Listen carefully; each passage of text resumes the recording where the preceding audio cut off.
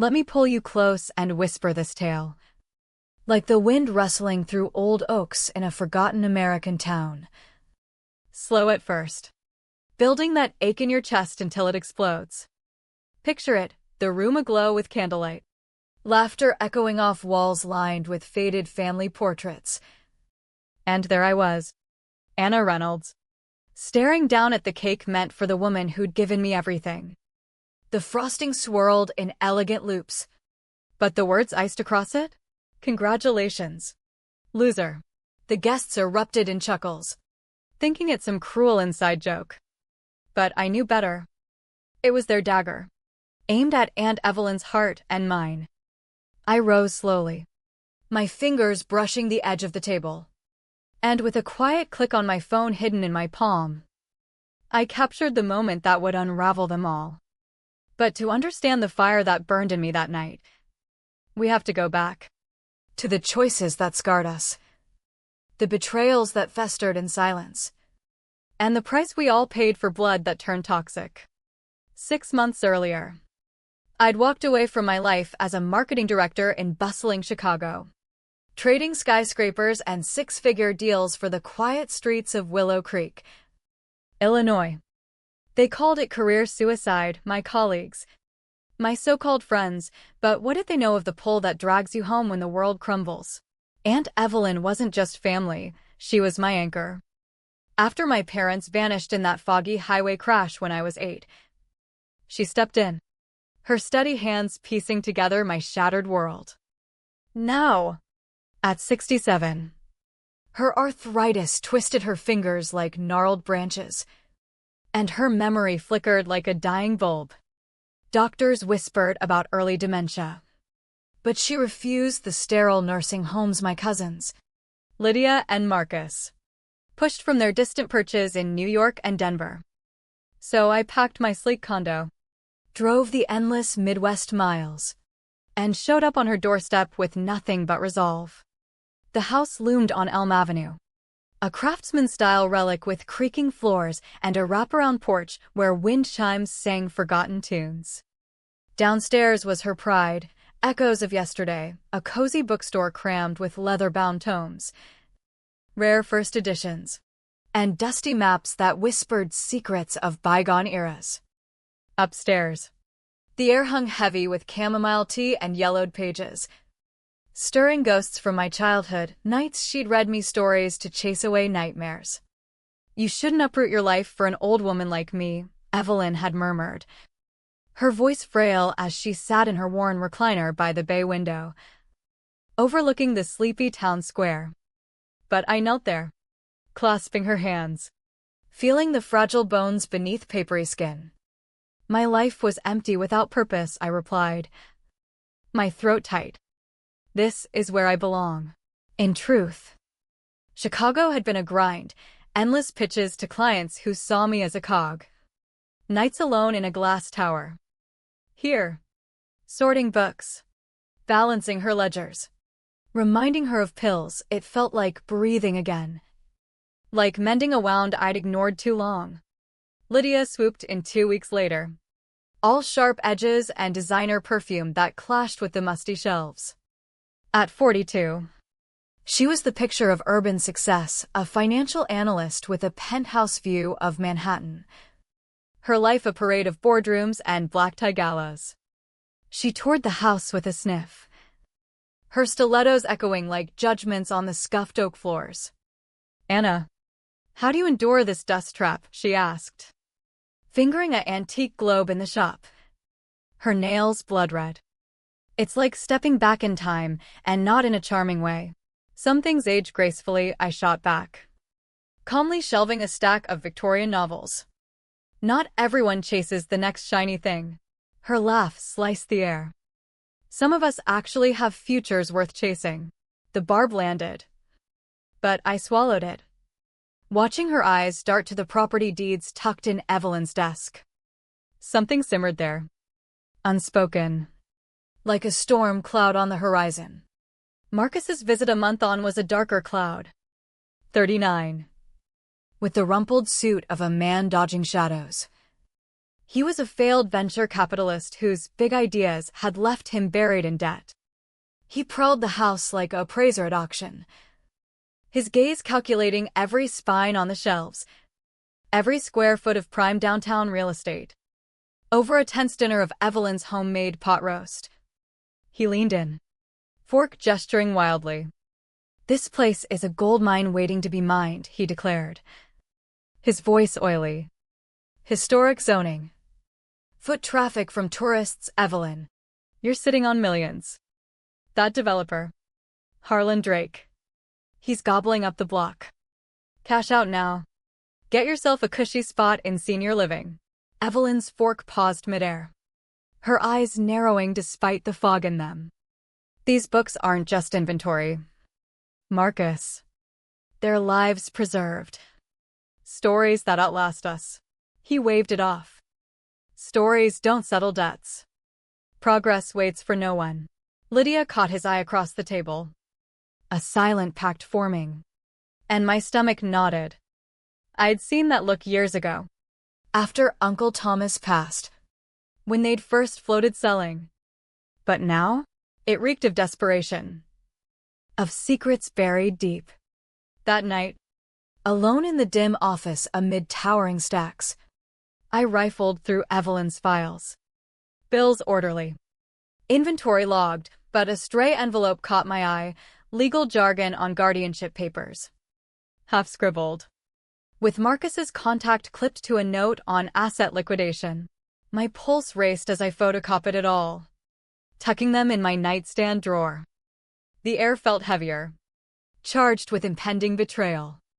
They were circling, and Evelyn's fading light made her the perfect prey. The first crack came when Evelyn's blood pressure meds vanished. I found her in the kitchen, cabinets flung open, her face ashen. "I swear I had a full bottle," she gasped, hands trembling. We tore the place apart, finally spotting it wedged behind the stove empty. "I've only taken 4, she insisted, confusion etching lines deeper into her brow. "The pharmacy balked at insurance rules. I shelled out $250 cash." My mind whirling. Evelyn was meticulous. This wasn't her. 3 days later, returning from the market with arms full of groceries, I spotted Marcus's sedan in the drive. Inside, he hovered over Evelyn at the dining table, papers fanned out like a trap. "Just a safety net. Aunt Evie," he cooed, pen poised. "If Anna's not around, someone has to handle your affairs, bills, doctors." I dropped the bags with a thud. "What's this?" Marcus barely flinched. "Private family talk. Anna, go unpack." "She's my family too," I snapped, snatching the forms. Power of attorney, granting him control. Evelyn blinked, disoriented. "Marcus said you were heading back to Chicago soon." "Lies," I said, crumpling the papers. His eyes flashed venom. "You're isolating her. She needs real help. Harlan knows a top facility." "Harlan Drake?" The name chilled me, the aggressive developer remaking Willow Creek into condos and chains. Why drag him into this? That evening, I wired a discreet camera into the parlor bookshelf, its lens peeking from behind a row of classics. Paranoia? Maybe. But instinct screamed louder. I started taping visits on my phone, guilt gnawing, but necessity overriding. The next week proved me right. Upstairs, folding linens, I heard murmurs from below. Evelyn should have been resting. But a stranger's voice filtered up. Harlan Drake, slick in his tailored suit, pressing documents. "Sign here, Mrs. Whitaker." "Marcus said it's for your health coverage." Evelyn's reply wavered. I thought it was insurance." I bolted down, phone rolling. "Back off." Harlan straightened, smile predatory. "Anna, right? Marcus mentioned you'd be out." He was mistaken. I wedged between them. "The papers?" "A quitclaim deed. Transferring the property." Harlan gathered them smoothly. You're over your head. She needs professionals. After he slithered out, Evelyn clutched my arm, tears welling. Did I mess up? No, I soothed. But her eyes held a new haze. Lapses lengthening. Too timed. Too perfect. I phoned my old college buddy, attorney Liam Hayes in St. Louis. Liam. My cousins are preying on her vulnerability, pushing forms involving developers. His tone sharpened. Document it all. Recordings. Copies. If it's exploitation, it's criminal. Hanging up. I gazed at the bookstore's warm glow spilling onto the street. This wasn't just brick and books, it was Evelyn's soul. Her defiance against time. I'd fight for it, even if it meant descending into their shadows. The dam broke on a stormy Wednesday. Scrolling camera feeds, I caught Marcus slipping in during my delayed errand, traffic suspiciously jammed. He beelined to Evelyn's study, snapping photos of bank statements, then crept to her bedside where she dozed, depositing a pill by her glass. I froze the frame. Zoomed, a capsule I didn't know. Sealing it in a baggie. A quick search revealed a potent tranquilizer. Lethal with her meds. Rage simmered low. Building. Liam, I called. Voice steel. He's dosing her. To force incompetence. Liam arrived with P.I. Elena Vargas the next dawn. As Elena tested the pill and dissected footage, Liam pored over intercepted docs. This is vile, he growled. Not just POA, it's a pre-drafted sale to Drake for the whole lot. Missing only her mark. Elena chimed in, Drake's empire hinges on this block. $35 million condo project. Marcus owes him $180,000 from a botched flip. Lydia's firm has a lucrative ad deal dangling. The puzzle snapped. Deliver Evelyn's home. Erase debts. Secure windfalls. Over her frail body. Eavesdropping in the yard that afternoon, Marcus thinking me gone, I recorded his call. Hurry it. She's sniffing around. The party, perfect cover. Witnesses to her confusion. Slip the papers as a present. Harlan. Whatever it costs. Lydia's in. Declare her unfit later. Bile rose. Their plot crystallized. Evelyn gripped me that night as I tucked her in. I feel it. Anna, the voids in my head. They're vulture stares. You're safe, I vowed. But fear etched her face. The birthday bash Marcus planned. He's never cared. I know. And I have a counter. With Liam. We schemed, gather ironclad proof. Let them expose themselves at the party. Elena dug deeper. Drake's senior haven was a neglect mill. $7,000 monthly. Residents fading fast under scrutiny. Fury coiled tighter. They'd warehouse her to die. Party dawn broke sunny. Mocking. I prepped Evelyn's beloved oatmeal. Arranged wildflowers. You're spoiling me, she teased. Eyes clearer sans their poisons. I'd guarded her intake vigilantly. I gifted a scrapbook of shop memories clippings. Photos of joyful patrons. Tears streamed as she lingered on her and Uncle Thomas's opening day. My legacy, she whispered.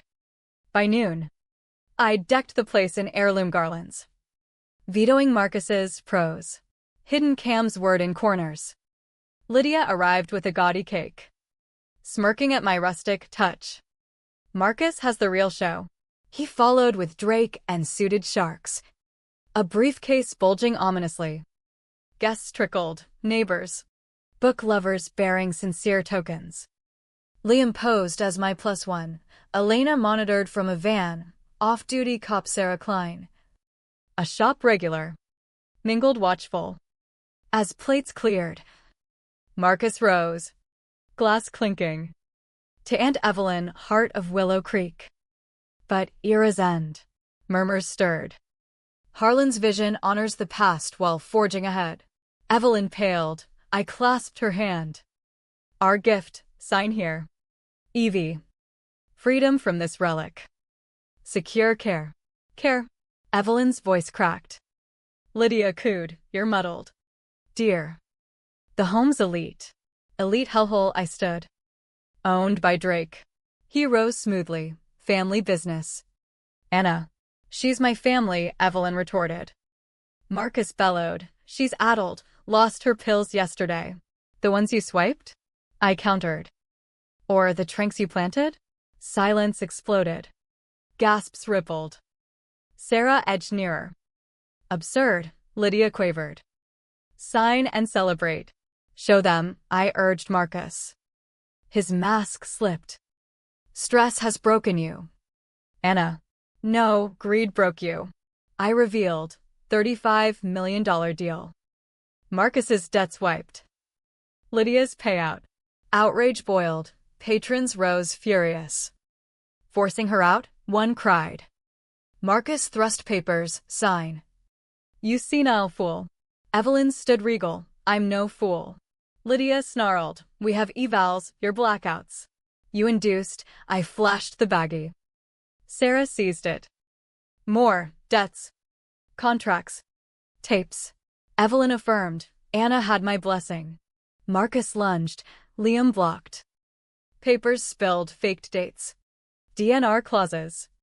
Chaos erupted. Sarah called backup. I blasted recordings. Marcus plotting. Footage of dosing.